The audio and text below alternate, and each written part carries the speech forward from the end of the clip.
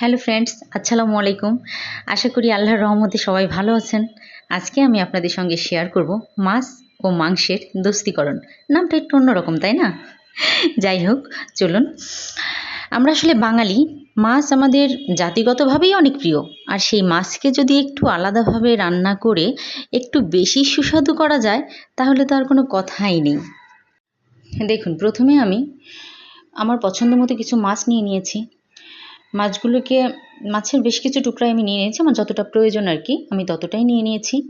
এবার মাছগুলোকে আমি কিছু মশলা দিয়ে, যেমন লবণ, হলুদ আর মরিচের গুঁড়ো দিয়ে খুব ভালোভাবে মাছগুলোকে আমি মেখে নেব। অনেকে মরিচের গুঁড়োটা ইউজই করে না, আমি ইউজ করি কারণ আমার এটা ভালো লাগে। যাই হোক, আমি খুব ভালোভাবে এবার মশলাগুলোকে মাছের সাথে মেখে নেব। আর মেখে নেওয়া হয়ে গেলে আমি চুলাতে একটা ফ্রাই প্যান দিয়ে দেব।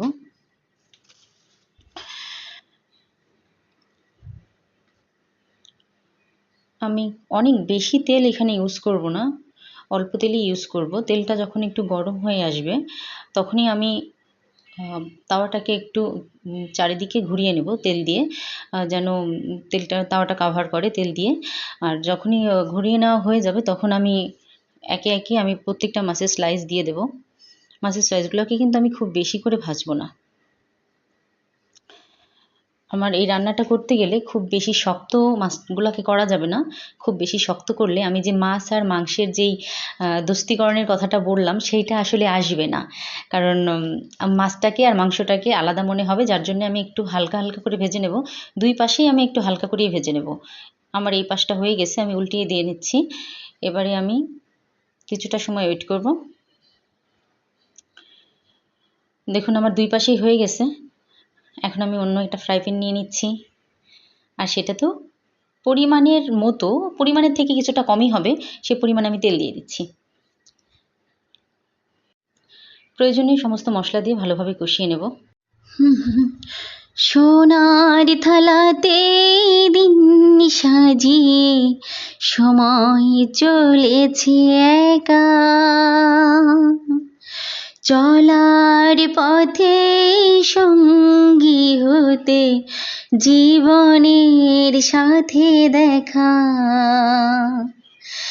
জীবন থামে থামে না সময়, ইতিহাসে হয় লেখা। সোনার থালাতে দিন সাজিয়ে সময় চলেছে একা। যাই হোক, একটু গান বলে ফেললাম। তো যাদের ভালো লাগবে তাদেরকে আসলে অনেক ধন্যবাদ। আর যাদের ভালো লাগবে না, বিরক্ত হচ্ছেন, তাদের কাছে সরি চেয়ে নিলাম। তো আমি রান্নায় ফিরে আসছি। দেখুন, আমি মশলাগুলোতে পানি দিয়ে কিছুটা মানে কষানোর জন্য আমি ঢেকে দিলাম। আর এই ফাঁকে আপনাদেরকে দেখিয়ে নিচ্ছি আমি কিভাবে মশলাগুলো রেডি করেছি। আমি দেখুন জিরা, পেঁয়াজ আর রসুনকে ভালোভাবে পাটায় পিষে নিয়েছি। এটা আপনারা ব্লেন্ডার করেও নিতে পারেন, আমার পাটায় ভালো লাগে, পাটায় বাটলে, সেজন্য আমি সেটা করে নিয়েছি। আমি কিছু রসুনের কোয়া নিয়েছি, যেগুলো হচ্ছে একটু বড়, যার জন্য আমি টুকরা করে নিয়েছি। আর রসুনের কোয়ার সাথে ম্যাশ করে আমি পেঁয়াজগুলোকেও কেটে নিয়েছি। এখন আমি কিছুটা থেতো করে নেব হামানদিস্তাতে। এটা কিন্তু আপনারা চাইলে হচ্ছে শিলনোড়াতেও করে নিতে পারেন, বাট আমি হামানদিস্তাতেই করে নিয়েছি, আমার কাছে সেটাই সুবিধা হয়। আর কিছু কাঁচা পাকা মরিচ নিয়ে নিয়েছি, মাঝখান দিয়ে চিড়ে আমি 2 খণ্ড করে নিচ্ছি। দেখুন, এদিকে আমার মশলা কষানো হয়ে গেছে, ভালো কালার আসছে। আর দেখুন, আমার কিন্তু তেলটা অনেক বেশি ভেসে ওঠে নাই, কারণ আমি তেলটা পরিমাণের তুলনায় কম ইউজ করেছি। এই রান্নাটাতে তেল একটু কমই ইউজ করতে হয়। যাই হোক, আমি প্রত্যেকটা মাছের স্লাইস দিয়ে দিচ্ছি আবারও।